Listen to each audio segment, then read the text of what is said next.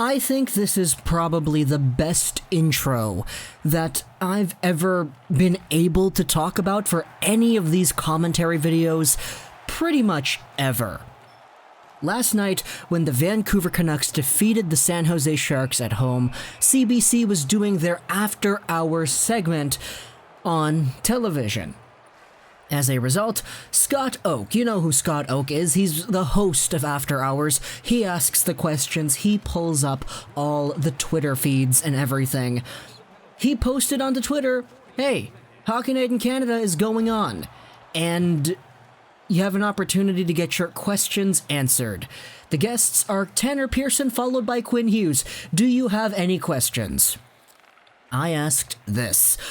To Quinn, what's the response to younger brother Luke matching your USNTDP U17 points total in 22 fewer games? Now, just reading that, you might be thinking, whoa, what the heck? That's a crazy stat. And yeah, that's a crazy stat, but let's move forward a little bit. He actually asked it. And mega props to Scott Oake for actually pronouncing my name correctly. He was kinda slow on it, but he did say it correctly, Gio Palermo, because going through high school, going through college, going through life, it's very common for people to say my name as Gio Palermo, which is incorrect. If you literally just take some time to look at it, it's not Palermo, it's Palermo. And Scott Oake gets it correctly. He asks Quinn my question, and if you're not watching After Hours, let's just go over what Quinn responded. He kind of laughed it off, and he said, I think he's just getting a few lucky bounces, but then Quinn actually pauses up and answers the question properly. He says that he thinks that Luke was further along than Quinn was than when Quinn was Luke's age, 16 years of age. So that's kind of what we're talking about here today. Not the After Hours, that was really cool to get my 20 seconds of fame, but Luke Hughes, because the tweet that I posted has such an incredible stat that I think not too many people were able to actually realize right away. Even I didn't realize it right away. I wanted to ask something about Luke Hughes, but once I pulled up the stat sheet, I just happened to notice that he has the same amount of points that Quinn did back when Quinn was in his U17 year, in a significantly fewer amount of games played. Right now, Luke Hughes is all the way over there with 25 points in 36 games played. Quinn Hughes finished off his USDP U17 year with 24 points in 57 games played. Yesterday, when I asked the question, Luke Hughes was only at 35 games played instead of 36. He had to have played a game yesterday where he got a point to supersede Quinn Hughes' point total in the USNTDP when they were under 17 years of age. But Luke Hughes is at it again. He's done it. He's officially done it. He's beaten Quinn Hughes' U17 USNTDP scoring total in 21 fewer games. He tied it in 22 fewer games, and he's beaten it now with 21 games to go. Luke Hughes, mind you, is also a defenseman. Luke Hughes is also the tallest out of the three. 6 foot, 161 pounds is what he's listed as right here. And he's only 16. Born September 9th, 2003, Luke Hughes will be one of the youngest players eligible for the 2021 NHL Entry Draft. And it's not even close. All the other guys who are eligible for this draft were born earlier in 2002 or early 2003. Luke Hughes is right before the cutoff date, September 9th, and if he was born a few weeks later, he would have been eligible for that incredibly stacked 2022 draft. I made a video about Luke Hughes all the way back before, I believe it was before the 2019 draft. I'm not actually too sure if I recall correctly, but we talked about whether or not Luke Hughes was the best out of the Hughes brothers. And this was supported, back then at least, by comments posted on social media taking things from the Hughes skating coach and all that stuff, guys who were involved with the team, involved with the family, and knew the situation of the team. But now, Quinn Hughes kind of says it himself. He thinks that Luke Hughes was further along than Quinn was back when Quinn was 16 years old, as Luke is today.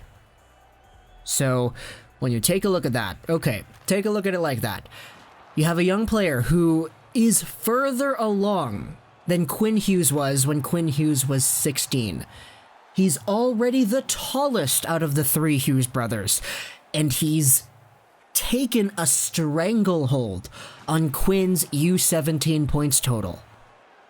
Does that not signify how elite this player can be? Taking a look at some of the 2021 NHL mock drafts on Twitter, Luke Hughes is hovering around that top 5, top 4, some even in the top 3 range of the draft. And to me, it's really obvious to see why.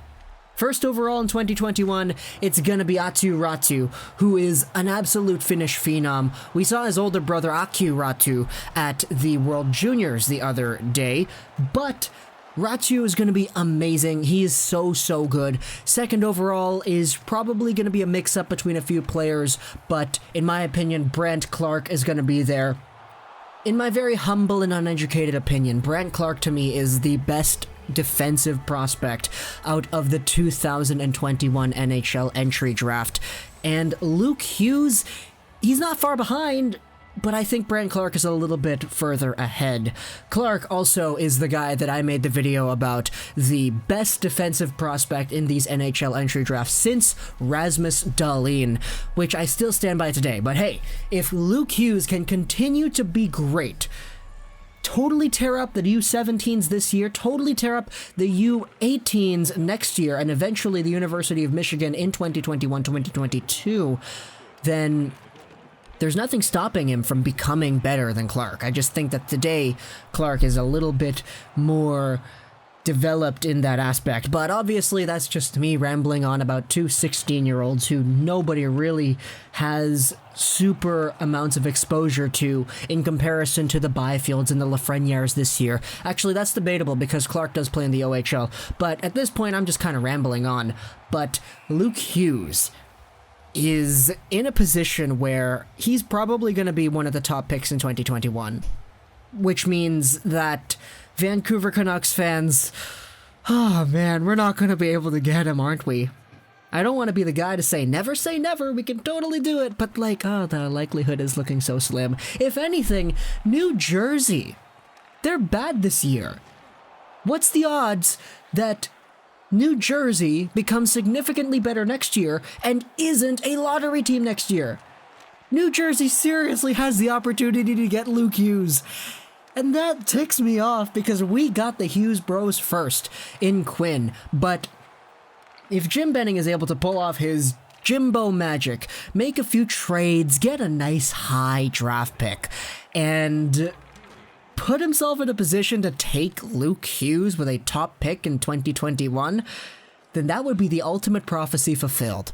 We were screaming tank for Jack Hughes last year because the team wasn't all too great still, and we had nothing to lose by trying to get a higher draft pick. Ultimately, we drafted 10th. Podkolzin is a good player. I like Podkolzin a lot, but Jack Hughes, man, there was a dream to put the letter Q beside Quinn Hughes' name on his jersey. That was the dream.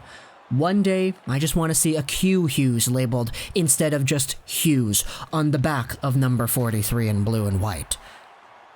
Now, it doesn't look like we're going to be able to get that either with Luke because Luke is too good, and the Vancouver Canucks, if they don't make the playoffs this year, they straight up don't have their first next year. So let's make the playoffs now, keep our first for next year, by some prophecy win the draft lottery, I don't know, get a high pick, trade that pick for some good valuable pick, and let's draft Luke. Come on. We all know we want it. We can never use too many left-handed defensemen on this roster. Who cares if Trampkin's coming back? Who cares if Yo Levy's gonna come up here? Let's add Luke. Oh, man. Just thinking about it makes me pretty excited. Hope you enjoyed this video. And bye.